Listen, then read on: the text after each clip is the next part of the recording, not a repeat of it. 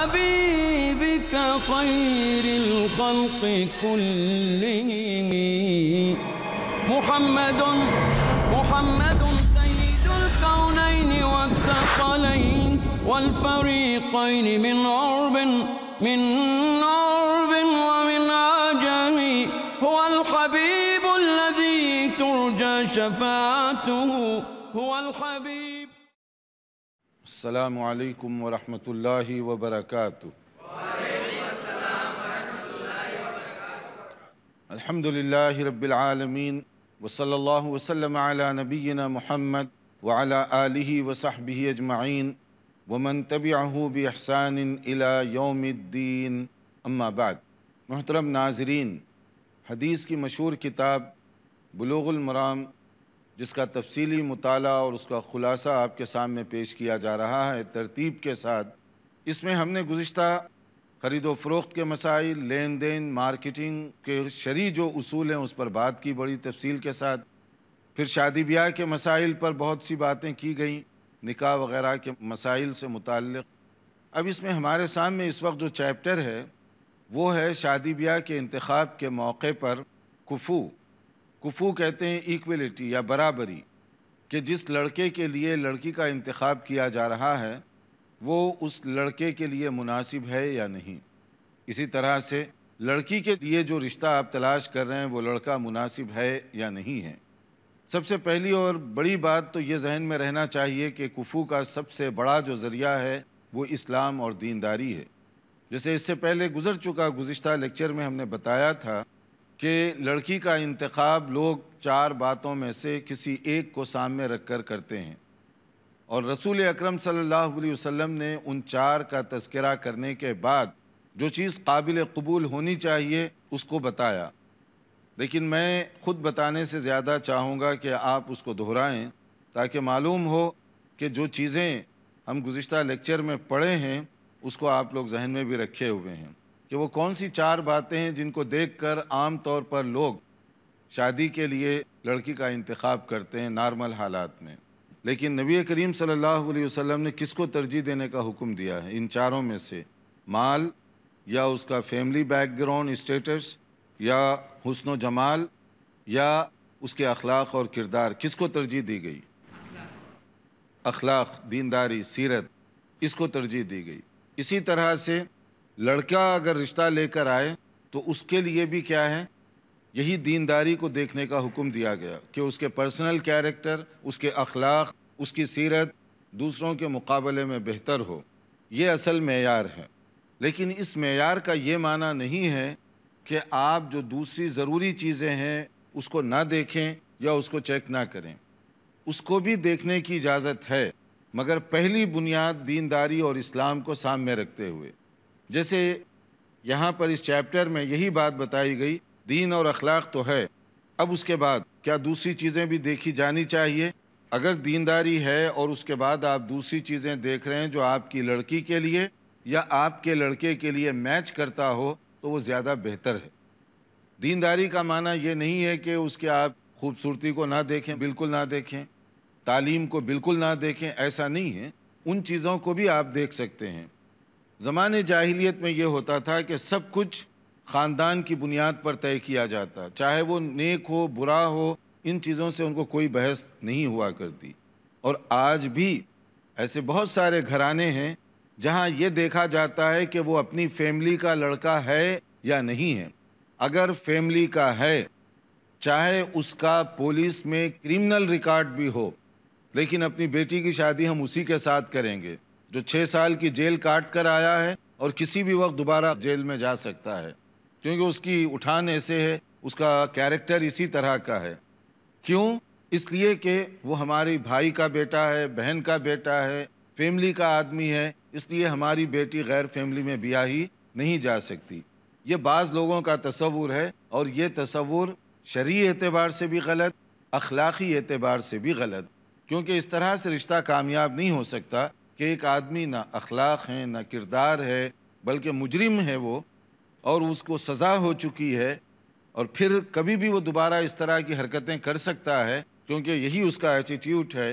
تو آپ پھر بھی اپنی لڑکی کو اس کے ساتھ شادی کے لیے باندھ رہے ہیں تو یہ آپ کی اپنی سوچ اور فہم کی غلطی ہوگی۔ بے شک آپ فیملی میں اگر مناسب رشتہ ہے کر سکتے ہیں، اس کی اجازت ہے، منع نہیں کیا گیا، مگر فیملی ہی کو سب کچھ سمجھ کر رشتہ طے کریں یہ غلط ہے۔ اور بعض لوگ صرف اس بنیاد پر کہ وہ ہماری برادری سے میچ نہیں کھاتا وہ شادی نہیں کرتے۔ اس وقت دنیا میں ایسے بہت سارے ہیں کہ اگر کسی کی لڑکی غلط طریقے سے اس کے ساتھ فرینڈشپ کر لے برداشت ہے، اگر وہ گھر سے بھاگ جائے گوارا ہے، مگر وہی لڑکا اگر پراپر طریقے سے شادی کرنے کے لیے پیغام دے، باپ کہتا ہے میری عزت کا مسئلہ ہے کہ آپ کی برادری تھرڈ کلاس ہے، میری بیٹی آپ کے ساتھ شادی نہیں کر سکتی، ورنہ خاندان میں میری ناک کٹ جائے گی۔ وہ ناک تو پہلے کٹوا چکی ہے اس کے ساتھ دوستی کر کے، وہ ناک تو آپ کی کٹوا چکی ہے اس کے ساتھ گھر سے بھاگ کر۔ لیکن ایسے ہوتا ہے، بعض لوگ اس طرح بھی سوچتے ہیں، یہ اخلاقی طور پر بھی ایک جرم ہے، شرعی طور پر بھی غلط ہے کہ اگر لڑکی اس کے ساتھ اتنی دوستی کی ہوئی ہے، یا تو آپ اس کی ایسی تربیت کرتے کہ وہ کسی کو اپنا بوائے فرینڈ گرل فرینڈ نہ بناتی، آپ گھر میں اس کی دینی تعلیم دیتے، تربیت کرتے اور اس کی لک آفٹر کرتے۔ آپ نے یہ کام نہیں کیا۔ اب جب وہ لڑکی بھاگ گئی اس کے ساتھ، آلریڈی وہ رہ رہی ہے اور آپ کی ناک نہیں کٹی، لیکن اگر وہ رشتہ کرتے ہیں تو ناک کٹ جاتی ہے۔ یہ سوچنے کا اس وقت بھی بعض لوگوں کا اس طرح کا انداز ہے، یہ جاہلانہ تصور ہے۔ اور بعض لوگ صرف برادری کی بنیاد پر کہ لڑکا بہت قابل ہے، اس کے اندر صلاحیت ہے، فلاں فلاں، لیکن ان کا خاندان تھوڑا سا نچلے کلاس کا ہے، ہمارا خاندان اپر کلاس کا ہے۔ اب میں نام لے کر نہیں بتانا چاہتا کہ کون اپر کون لوور کلاس ہے، ورنہ فیملیز خواہ لڑ پڑیں گی، لیکن ایسے واقعات ہندوستان میں، پاکستان میں اور یورپین ممالک میں کئی جگہ پر ہو رہے ہیں کہ صرف اس لیے رشتہ نہیں دیا جاتا کہ ہماری برادری ذرا ٹاپ کی سمجھی جاتی ہے، یعنی خاندان ہمارا اوپر کا سمجھا جاتا ہے، اور یہ تو بالکل عام سے لوگ ہیں، اب ان کے نام چاہے مقامی طور پہ آپ کچھ بھی رکھ لیں، لیکن یہ ان کی نظر میں عام لوگ ہیں۔ تو یہ جو تصور ہے یہ جاہلیت کا تصور ہے، یہ پسندیدہ تصور نہیں ہے۔ اللہ تعالیٰ کے پاس جو اصل مقام ہے، ان اکرمکم عند اللہ اتقاکم، آنریبل، معزز، محترم تم میں وہ آدمی ہے جو اخلاق، سیرت، عمل، تقوی میں سب سے زیادہ اچھا ہوگا، یہ معیار دیا گیا۔ اس کے بعد آپ دوسری چیزیں دیکھ سکتے ہیں، مگر وہ لمٹ کے اندر۔ جب بنیاد مضبوط ہوگی صرف ضروری حد تک آدمی دوسری چیزیں دیکھے گا۔ مثلا دونوں ایک ہی برادری کے ہیں، ایک ہی خاندان کے ہیں، مگر لڑکی مثال کے طور پر ڈاکٹر ہے اور لڑکا میٹرک فیل ہے، تو کیا یہ رشتہ صحیح ہوگا؟ کئی اعتبار سے اس کے اندر رکاوٹیں پیدا ہوں گی۔ یعنی خاندان ایک ہے، دونوں کا اٹھک بیٹھک سب کچھ انداز ایک ہے، لیکن دونوں کا علم اور دونوں کا جاب اور دونوں کے تقاضے جدا گانا ہیں۔ اگر اس طرح کی شادی ہو تو بہت ممکن ہے کہ ان کے اندر وہ انڈرسٹینڈنگ نہ ہو سکے جو ایک میاں بیوی میں ہونا چاہیے۔ مثلا لڑکی بیرسٹر ہے، لڑکی سولیسیٹر ہے، لڑکی وکیل ہے، اور لڑکا اس کا کوئی کام تک نہیں کرتا، بے روزگار ہے۔ اب دونوں کے اندر سوچنے کے بہت زیادہ پیمانوں میں فرق ہوگا۔ کیوں؟ اس لیے کہ جو بیرسٹر ہے اب وہ گھر میں جب آ رہی ہے، اس کی کوشش ہے کہ اگلے کیس اور ٹرائل کے لیے تیاری کرے، اسی لیے اس کو تنخواہ ملتی ہے، پیسے ملتے ہیں، فیس دی جاتی ہے۔ اگر وہ کیس لوز کر دے تو کلائنٹ نہیں آئیں گے اس کے پاس، لوگ نہیں آئیں گے اس کے پاس، گویا وہ جو وکیل ہے ناکام وکیل سمجھا جائے گا۔ وہ اس کے لیے اسے تیاری کرنی ہے۔ اب جب گھر آئے اور وہ کیس کے بارے میں تیاری کرنے کے لیے بیٹھے، اب شوہر چاہتا ہے کہ اس کے ساتھ فری ہو کر بیٹھے، شوہر چاہتا ہے کہ بیوی گھر کے کام کاج کرے، شوہر کہہ رہا ہے کہ آپ کھانا بنائیں میرے لیے، آپ چائے لے آئیں میرے لیے۔ اب اس کا سارا دماغ صبح کے ٹرائل پر ہے اور شوہر کا سارا دماغ کسی اور مسئلے میں ہے، تو اب یہ انڈرسٹینڈنگ کا فرق ہوا کہ نہیں ہوا؟ اس میں ہم یہ نہیں کہتے کہ یہ غلط ہے یا وہ غلط ہے، لیکن دونوں کی انڈرسٹینڈنگ غلط ہے کہ اب اس کے اوپر پریشر ہے کہ اگر میں کیس کی پراپر اسٹڈی نہ کروں، صبح جو ہے کورٹ میں کیس پیش نہیں کر سکوں گی، اور کیس میں اگر ناکامی ہو جائے، ہم لوز کر دیں مقدمہ، تو اس کی بدنامی ہوگی۔ ہم جو فیس لے رہے ہیں وہ کس بات کی فیس لیں؟ اس کے لیے اس کو تیاری کی ضرورت ہے۔ شوہر یہ نزاکت نہیں سمجھے گا۔ اب اگر شوہر مثال کے طور پر کوئی مایا ناز ہاسپٹل میں سرجن ہے، مشہور سرجن ہے، اب اس کے لیے کچھ تقاضے ہیں کہ وہ رات میں جلدی سے سو جائے، آرام کرے، تاکہ صبح 7 بجے سے پہلے ہاسپٹل میں پہنچے اور اپنے جو کچھ ہے وہ چیزوں کو چیک کر کے آپریشن تھیٹر میں بر وقت پہنچے۔ اگر بیوی ان نزاکتوں کو نہ سمجھنے والی ہو، جگہ جگہ الجھن پیدا کرے گی، جگہ جگہ اس کی وجہ سے کنفیوژن پیدا ہوگا۔ تو یہ جو چیزیں ہیں یہ خاندان ایک ہونے کے بعد بھی ہو رہی ہیں، کیونکہ دونوں کا تعلیمی پس منظر بہت زیادہ مختلف ہے۔ تو ان چیزوں کو اگر دیکھا جائے تو قطعاً معیوب نہیں، بلکہ یہ بہتر انداز ہوگا۔ یہ اور اس طرح کی کچھ اور باتیں ہیں، ہم مختصر بریک کے بعد انشاءاللہ حاضر ہوں گے، دیکھتے رہیے پروگرام۔ محمد ناظرین، وقفے سے پہلے ہم بتا رہے تھے شادی بیاہ اور رشتے طے کرتے وقت سب سے بڑی جو چیز ہے وہ دینداری اور اخلاق ہے، اور اس کے بعد اگر آپ تعلیم اور دوسری چیزوں کو بھی ذہن میں رکھتے ہیں تو یہ معیوب نہیں ہے، بلکہ بعض اوقات اس کی زیادہ ضرورت پیش آتی ہے۔ اگر آپ کی لڑکی زیادہ پڑھی لکھی ہے اور آپ ایسے لڑکے کا انتخاب کرتے ہیں جو بالکل ان پڑھ ہو تو وہ اس کے لیے مصیبت بن جائے گا، کیونکہ اس کے سوچنے کا انداز اور ہوگا، لڑکی کے سوچنے کا انداز اور ہوگا۔ لڑکی اگر کام کر رہی ہے تو اس کا اپنا انداز اور ہوگا، اور لڑکا بے روزگار ہے تو اس کا اپنا انداز الگ ہوگا۔ اس لیے شرعی طور پر دوسری جو چیزیں ہیں اس پر غور کرنے سے منع نہیں کیا گیا۔ اس کی مثال یہ ہے کہ رسول اکرم صلی اللہ علیہ وسلم کی خدمت میں ایک خاتون آئی اور انہوں نے مشورہ کیا رسول اکرم صلی اللہ علیہ وسلم سے۔ 2 صحابہ کرام کی طرف سے ان کے لیے رشتے کی پرپوزل تھی، تجویز دی گئی تھی، لیکن انہوں نے مشورہ کس سے کیا؟ رسول اللہ صلی اللہ علیہ وسلم سے۔ تو نبی کریم صلی اللہ علیہ وسلم نے پہلے صحابی کے بارے میں کہا کہ دیکھو ان کے پاس کوئی مال وغیرہ نہیں ہے، تو مال اگر نہ ہو، یعنی وہ گھر بار چلانے وغیرہ اس کے اخراجات برداشت کرنے کی پوزیشن میں نہ ہو تو مشکلات پیدا ہو سکتی ہیں۔ اور اسی طرح سے دوسرے جو صحابی ہیں وہ ذرا تیز مزاج کے ہیں، کہیں ایسا نہ ہو کہ ان کی لاٹھی ہمیشہ چلتی رہے اور پھر تم بعد میں شکوہ اور شکایت کرو۔ تو یہ دونوں چیزوں کو سمجھ لو، یعنی دونوں جو صحابہ کرام تھے ان کو آپ نے اس لیے نہیں کہ وہ مسلمان نہیں ہے یا تقوی اور پرہیزگاری میں کمزور ہیں اس لیے ریجیکٹ نہیں کر رہے ہیں، دوسری چیزوں کو بھی آپ سامنے رکھ رہے ہیں۔ تو اس کا معنی یہ نکلا سنت کے مطابق دوسری چیزیں بھی دیکھنی چاہیے۔ اسی لیے ان صحابیہ کو آپ نے ایک 3rd صحابی کی پرپوزل دی، یہ دونوں کے بجائے 3rd ایک نام آپ نے پیش کیا، اگر ان کو کنسیڈر کریں وہ زیادہ مناسب ہوگا رشتہ تمہارے لیے، اور پھر ان کی شادی ان کے ساتھ ہوئی۔ تو مطلب کیا ہوا؟ اب صحابہ متقی تو تھے، صحابہ کے اسلام پر کوئی شک و شبہ نہیں، 2 صحابہ کے نام انہوں نے پیش کیے اور آپ نے دونوں کو ریجیکٹ کیا دوسری چیزوں کی وجہ سے۔ تو اس کا معنی یہ ہوا کہ اگر کوئی رشتہ لے کر آئے، اسلام کے علاوہ اگر دوسری جو ضروری چیزیں بھی دیکھی جائیں تو اس میں قطعاً غلط نہیں، بلکہ یہ بھی سنت کے مطابق ہوگا۔ لیکن پرائرٹی اس طرح ہونی چاہیے کہ پہلے دین، اخلاق، اور پھر اس کے بعد آپ جو دوسری چیزیں دیکھنا چاہیں اگر وہ دیکھیں مناسب حد تک تو وہ بھی آپ کے لیے ٹھیک ہے۔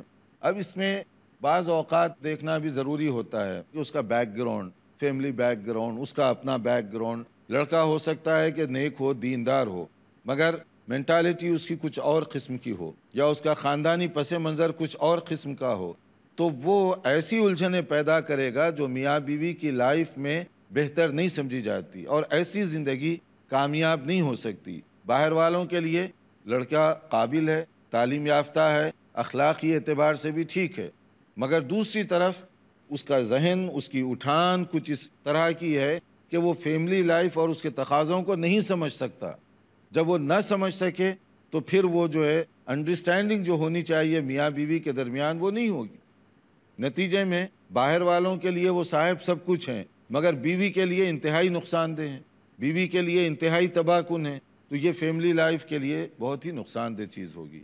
اسی طرح سے لڑکی کا معاملہ بھی ہے، تو دونوں چیزوں کو ساتھ ساتھ لے کر چلیے۔ بعض لوگ خاندان کی بنیاد پر ریجیکٹ کر دیتے ہیں۔ آپ دیکھیے کہ صحابہ کرام رضوان اللہ علیہ مجمعین کے دور میں کتنی ایسی شادیاں ہوئیں۔ مثال کے طور پہ حضرت زینب رضی اللہ عنہ مشہور نام ہے۔ حضرت زینب کون ہیں؟ رسول اکرم صلی اللہ علیہ وسلم کی پھوپھی زاد ہیں، اب اس سے آپ اندازہ کریں کہ وہ قریشی خاندان کی ہیں، عربی بولنے والی ہیں، فیملی کے اعتبار سے سب سے عرب کا جو اونچا قبیلہ ہے قریش کا، اس کی ہیں وہ. اور ان کی شادی کس کے ساتھ ہوئی؟ حضرت زید کے ساتھ ہوئی. حضرت زید کون ہے رضی اللہ عنہ؟ ایک آزاد کردہ غلام.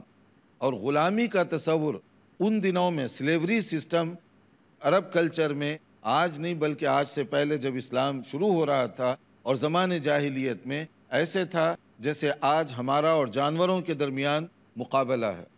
اتنا ڈسٹینس تھا، اتنا فرق تھا کہ وہ غلام کو ایسے ہی سمجھتے جیسے وہ جانور ہے. اس کے ساتھ جیسے چاہے کام لیجئے، جیسے چاہے اس کو استعمال کیجئے، ان کے لیے اس میں کوئی عیب کی بات نہیں تھی. یہ ایٹیٹیوڈ تھا ان کا غلاموں کے بارے میں. لیکن حضرت زید جو کہ آزاد کردہ ایک غلام تھے، قبیلہ قریش کی معزز ترین بیٹی کی شادی ان کے ساتھ کر دی گئی. ان اکرمکم عند اللہ اتقاکم، تاکہ یہ ذہن و دماغ سے بات نکلے کہ اصل بنیاد ایمان، تقوی اور پرہیزگاری کی ہے. اسی طرح سے حضرت اسامہ بن زید، حضرت اسامہ کا بیک گراؤنڈ، چونکہ ان کے والد آزاد کردہ غلام تھے، اسی بیک گراؤنڈ سے وہ تعلق رکھتے تھے حضرت اسامہ. مگر دوسری طرف ان کی جو شادی کی گئی حضرت فاطمہ بنت قیس کے ساتھ، جو کہ قبیلہ قریش کی ایک بہت ہی معزز خاتون تھی، حسن و جمال میں بھی بہت آگے تھی. کئی لوگوں نے پرپوزل دی ان کے ساتھ شادی کرنے کی، مگر ان کی شادی حضرت اسامہ کے ساتھ ہوئی. اسی طرح حضرت عبد الرحمن ابن عوف رضی اللہ عنہ بہت بڑے مشہور صحابی ہیں، بہت ان کا اونچا درجہ ہے. اور اس زمانے میں یہ اصطلاح نہیں تھی، مگر آج کی اصطلاح میں اگر آپ سمجھنا چاہیں حضرت عبد الرحمن بن عوف کو، تو یوں سمجھیے کہ وہ ملینر تھے اس وقت کے. ملینر.